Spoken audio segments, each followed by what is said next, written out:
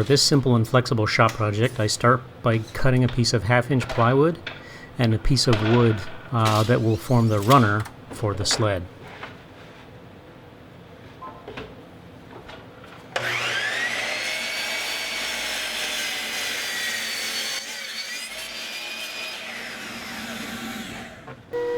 Next, I plane the runner for the table saw slot to just over its final thickness.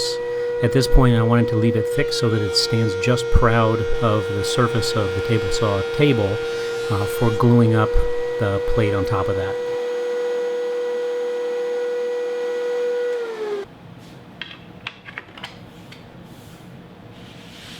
So this is the fit I'm looking for. It should slide easily with no slop.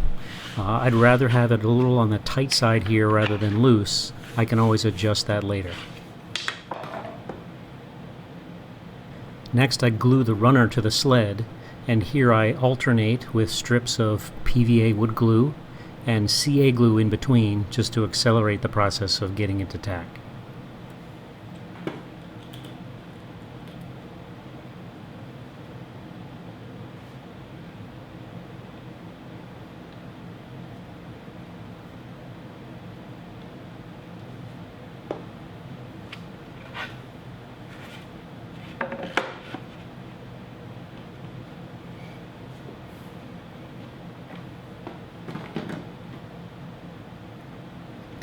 Off camera, I planed down the runner so that the sled sits flush on top of the table, and now I'm giving it a good coat of wax to both help it slide as well as to sort of keep it clean and preserved over time.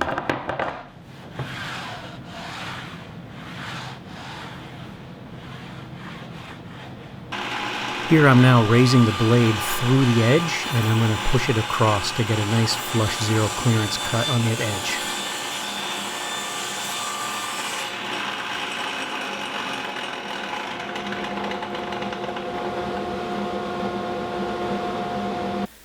Now here's the part that makes this jig really work. So this piece here, remember we cut it on the blade, so it's zero clearance, it's exactly lined up here. So I've taken my mark here that represents the bottom of the apron. So I don't want the taper to start above that, so anywhere below that is fine. So I have the blade raised all the way up.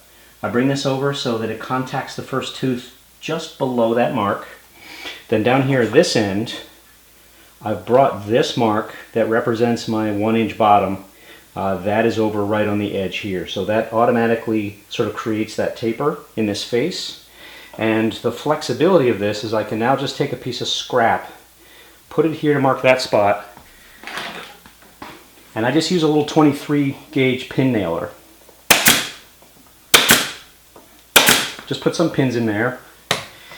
I check to make sure that's aligned.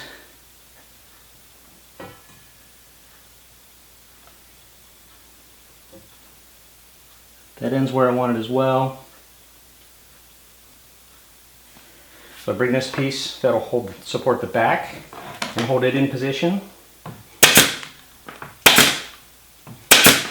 And when I'm done with this project, I can just simply pull these out, pull out the pins, reuse these, or put in new spacers. So this just is a weird cutoff with a little hook on the end. I think is helpful up here to establish that position.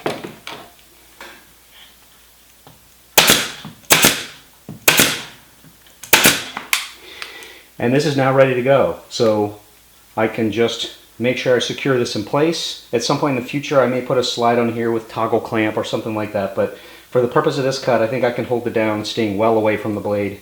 I think it'll be a safe operation. There's gonna be 2 taper cuts on each. It's important that you do them in the right order. So you do this one first, and then you rotate so that that newly tapered edge is facing up rather than being a reference face against the jig here. So this is ready to go. Let's make some cuts.